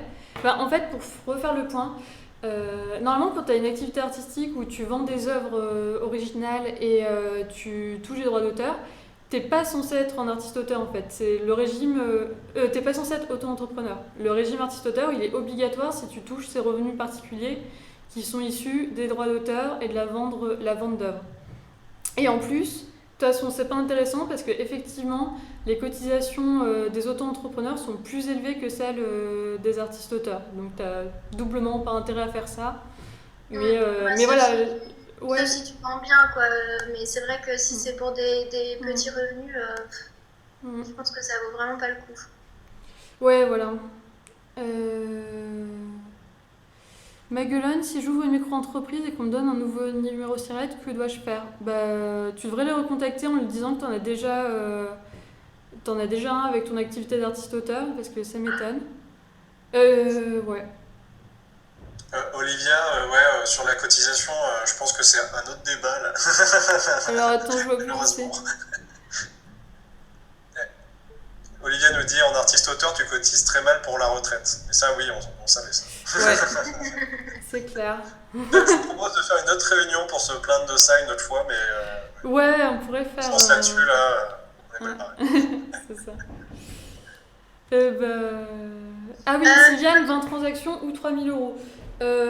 C'est cumulatif. De ce que je comprends, si tu fais plus de 20 transactions pour moins de 3 000 euros, ils me déclareront quand même parce que tu as dépassé le seuil des 20 transactions. Et on parle d'Etsy là ou pas? Uniquement ou pas? Parce que... on parle de toutes les plateformes, numériques. Sur Etsy, il y a aussi une précision, c'est une vente de plus de 5 000 euros. Alors, je ne sais pas si ça arrive à beaucoup de monde. Voilà. Ouais, je vois que Lucie redemande pour 20 transactions ou 3 000 euros, c'est les deux. C'est soit tu dépasses 3 000 euros, soit tu dépasses les 20 transactions. Mais donc, si tu as plus de 20 transactions, si tu as genre 21 transactions qui te font gagner 2 000, ils vont te déclarer normalement. Ouais, même si c'est 20 transactions à 10 euros. Bah ouais. Oh mon Dieu, on va tous mourir. Ouais. Donc voilà. Je sais pas s'il y a d'autres questions là-dessus, mais sinon ce que je pensais intéressant c'était de continuer aussi de débattre sur le forum parce qu'il y avait par exemple des questions sur Cargo Collective, les personnes qui ont une expérience pourraient en parler sur le forum, je sais pas. Alors qu'est-ce qu'on a là? Question bête, est-ce qu'on a le droit de vendre direct en étant contacté sur les réseaux sociaux? Bonne question. Par exemple, imaginons, est-ce que je peux vendre des bidules directement sans passer par une plateforme, par mail, en s'arrangeant par PayPal ou un truc comme ça? Ouais, je dirais que ça dépend. En théorie, ça dépend de ce que tu vends justement. Est-ce que tu vends un original ou est-ce que tu vends une reproduction même si tu passes pas par une plateforme, c'est quand même considéré comme une activité commerciale si tu vends une reproduction par exemple. Ça répond à une question que j'avais notée de Lucie Larose. Etsy Big Cartel sont obligés par la loi française de nous déclarer. Ouais. Oui. Oui. Moi, ils m'ont envoyé un mail justement dernièrement parce que j'avais pas renseigné de numéro de SIRET. Ouais. Donc c'est quand même assez suivi, je dirais. Ouais. Etsy, qui sont c'est un peu la plateforme de Daron. Enfin, je veux dire, ils sont très paternalistes, on va dire. Ça m'étonne pas que eux, ils aillent voir derrière les gens s'ils ont un numéro de SIRET, etc. Pour ça, ça peut être un point positif parce qu'ils nous tiennent au courant aussi de pas mal de choses. Si on vend à l'étranger, par exemple, là j'ai vu dernièrement qu'il y avait par exemple pour les frais de douane, à faire attention si vous vendez aux États-Unis ou dans d'autres pays. Il y a pas mal de renseignements sur les situations particulières de chaque pays où vous pouvez être amené à vendre. Donc ça peut être intéressant quand même de savoir. On a des questions sur les originaux. Oui, vous pouvez vendre des originaux directement à des particuliers. C'est même super intéressant pour les artistes-auteurs. Et notre statut, il est impeccable pour ça. C'est vraiment, faut insister là-dessus. Vendre des originaux, c'est le meilleur truc que vous pouvez faire. Au niveau cotise, etc. Lucie nous demande comment on fait pour déclarer ses revenus. Est-ce qu'on fait une seule facture qui cumule l'ensemble des petits produits, des petits revenus issus des boutiques? Ouais. Bonne question. Ouais, bonne question. Moi, j'aurais tendance à dire que du point de vue, tu vois, des règles de l'administration, tu es censé faire une facture Par vente. par Par vente, vente. Ouais, j'aurais tendance à dire ça, mais je suis pas complètement affirmative là. Et, ouais, a priori, ouais, c'est ce que je ferais, mais bon. ouais. Et Sylviane, je vois que tu as une question sur les tampons. Et je crois que les tampons, c'est encore une règle particulière, mais il faudrait que je vérifie.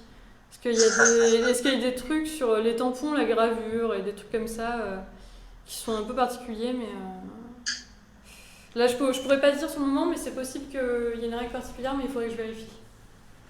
Parce qu'il me semble qu'il y a une règle particulière aussi pour tout ce qui est impression de techniques artisanales manuelles, comme la sérigraphie, gravure, tout ça.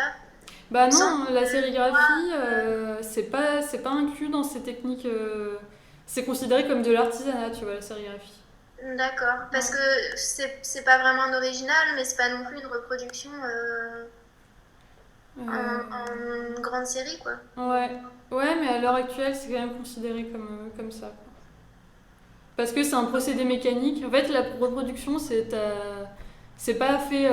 Il y a un procédé mécanique, t'as pas tout fait à la main et voilà.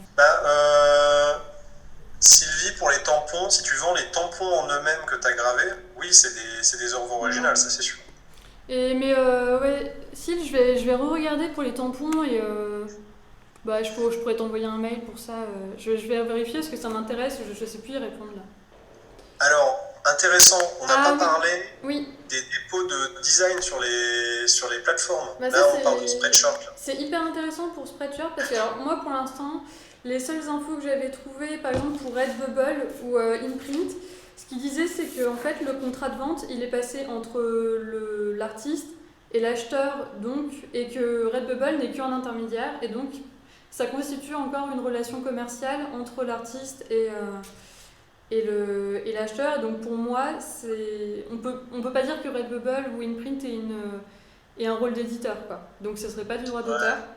Mais si Spreadshirt vend en droit d'auteur, c'est hyper intéressant parce que dans ce cas, ça rentre complètement dans les revenus artistiques et c'est beaucoup plus pratique d'un point de vue des déclarations, quoi.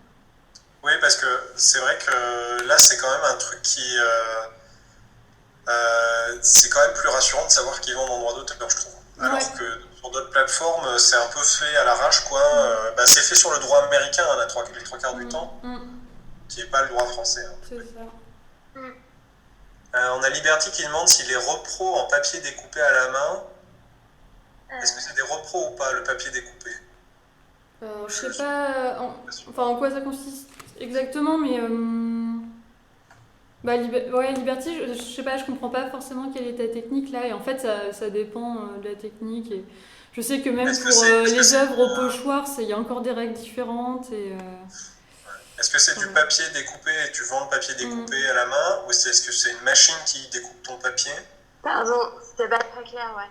Si je fais par exemple plusieurs fois le même dessin avec des papiers découpés que je colle et que je découpe à la main, du coup c'est considéré comme une repro vu que c'est plusieurs exemplaires du même dessin, ou est-ce que c'est des originaux? C'est des originaux. Ouais, je dirais aussi. Ouais, j'aurais tendance à dire ça. Parce qu'ils seront forcément tous différents les uns des autres. Bah oui, si t'as collé à la main. Ouais, mais on peut dire la même chose pour la sérigraphie, et la sérigraphie ça rentre dans la repro par exemple. La sérigraphie, c'est précisé en fait que ça rentre pas dedans. Mais toi, tu as une technique artisanale à la main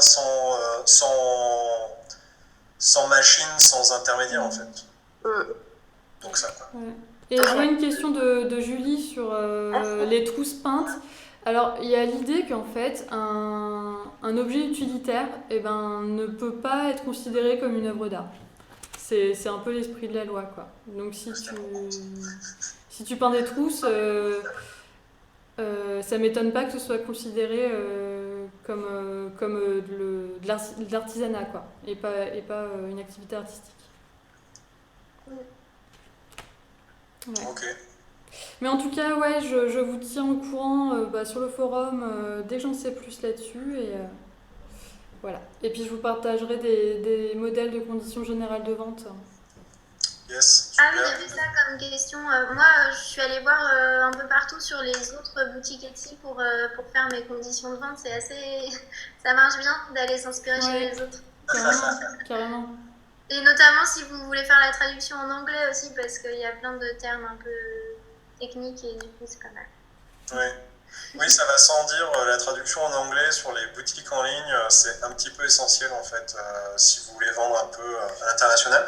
Ah oui, un dernier truc dont je voulais parler, on parlait des tarifs postaux. Rappelez-vous qu'en France, quand on vend des livres et des brochures en français à l'étranger, donc quand on fait partir un livre en français qui va à l'étranger, on a droit à un tarif spécial de la Poste qui s'appelle le tarif livret brochure, qui est imbattable. Ça coûte que dalle. Et donc, si vous êtes un petit peu malin, ça veut dire que si vous envoyez un colis avec des bouquins et peut-être 2-3 cartes postales, on sait jamais, tu vois, des trucs comme ça, bah, ça rentre en livret brochure en fait. Donc, n'hésitez pas. Par contre, donc effectivement, c'est très long. Ça peut être très long. Il n'y a pas de suivi. Donc, si vous envoyez des trucs, bah, par exemple, hier j'ai envoyé un truc en Russie, le mec m'a bien précisé, fais gaffe à la frontière, ils sont un petit peu, comment dire, enthousiastes. Ils aiment bien les enveloppes un peu grosses. Donc, s'il n'y a pas de suivi, les enveloppes, elles disparaissent. Mais si vous envoyez dans plein d'autres pays, c'est valable dans les pays européens, c'est pas valable dans les pays francophones. Le tarif livré brochure, c'est super intéressant. Voilà. Moi, j'ai mes tarifs d'envoi de fanzine sont moins chers à l'étranger qu'en France. Ouais, c'est fou, ouais. C'est complètement dingue. Ouais. En fait, le tarif n'a pas évolué depuis des années, alors que tous les autres tarifs de la Poste ne font que monter tous les ans. Ouais.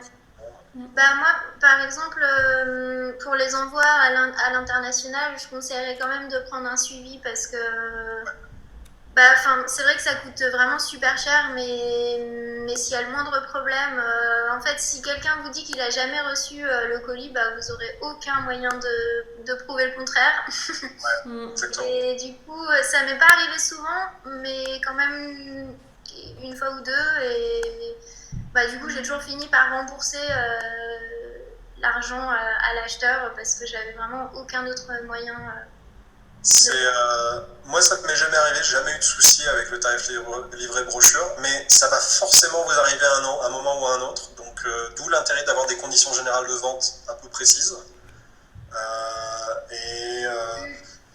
Ouais, voilà. Et puis, bon, bah, de faire gaffe avec les pays dans lesquels vous les utilisez. Moi, je me rappelle la première fois que je l'ai utilisé, ils m'ont dit bon, vous imaginez bien que la Corée du Nord et la Syrie, on va pas vous faire des trucs en livré brochure. Laissez tomber, quoi.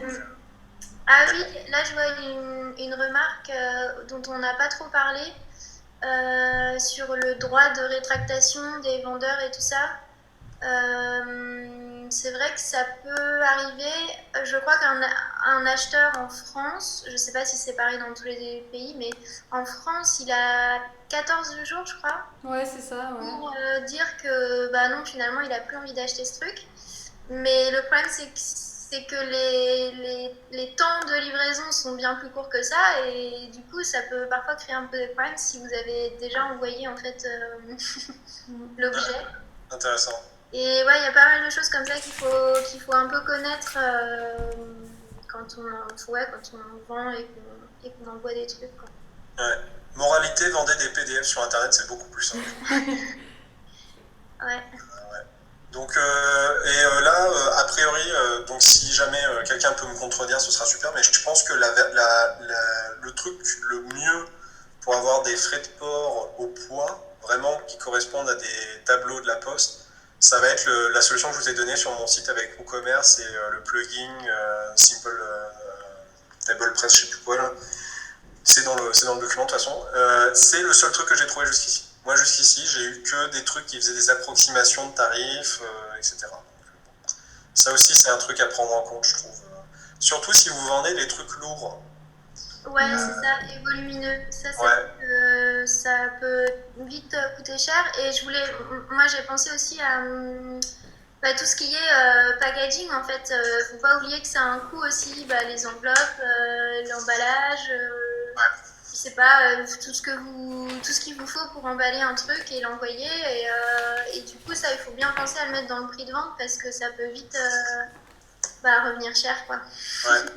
Ah, et pendant que je parle des trucs numériques, donc j'ai oublié de parler de itch.io, qui est une plateforme normalement où on vend du jeu vidéo indé, mais il y a beaucoup de gens qui vendent aussi des PDF à imprimer, de jeux de rôle, des bouquins au format Kindle ou PDF ou des trucs comme ça.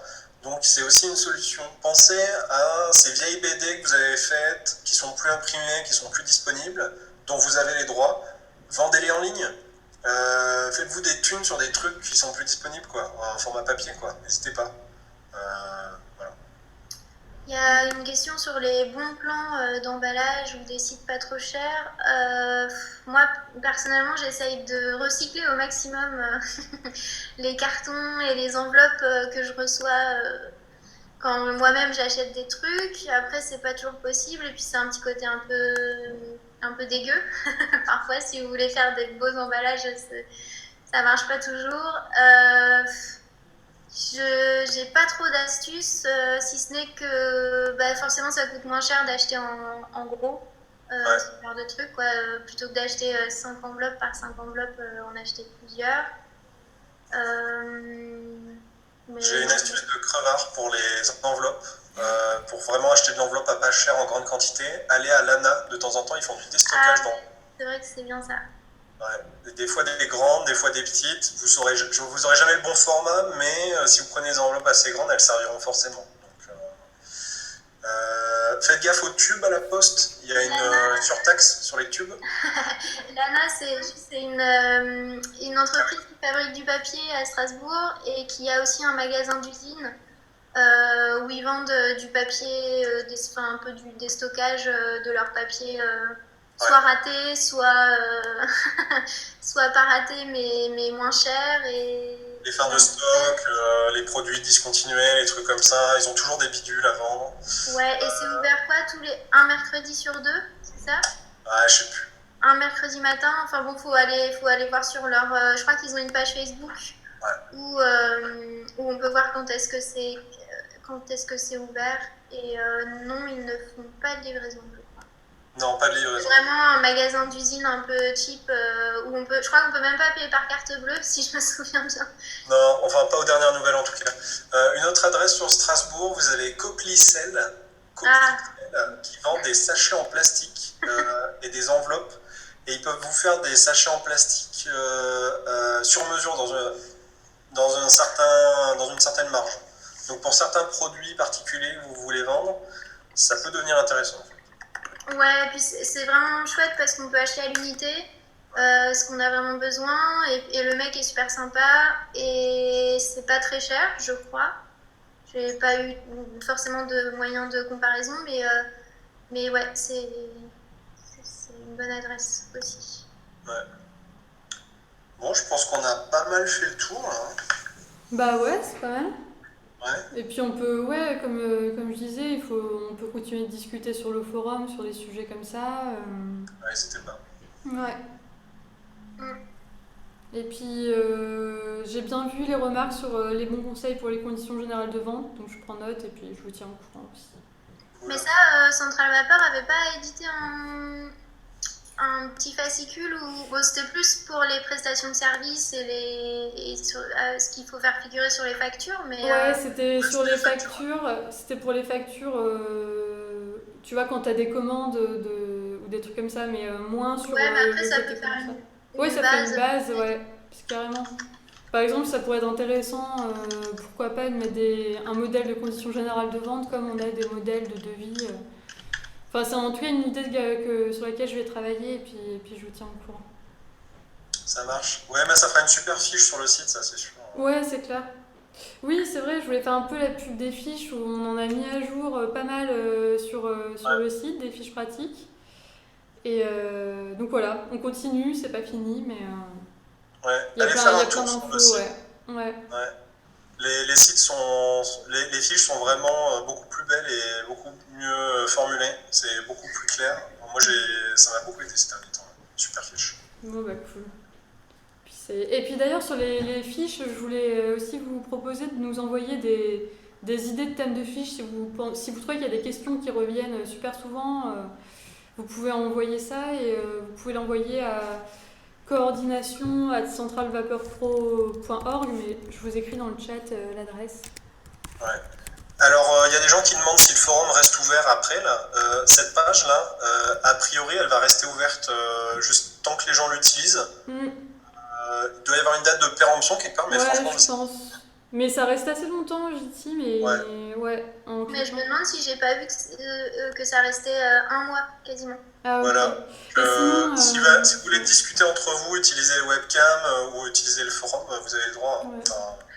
Et puis, et puis moi j'ai enregistré aussi les échanges, donc il faut que je réfléchisse à comment le permettre d'accéder, mais je vous tiens au courant là aussi pour ça. Cool. Ouais.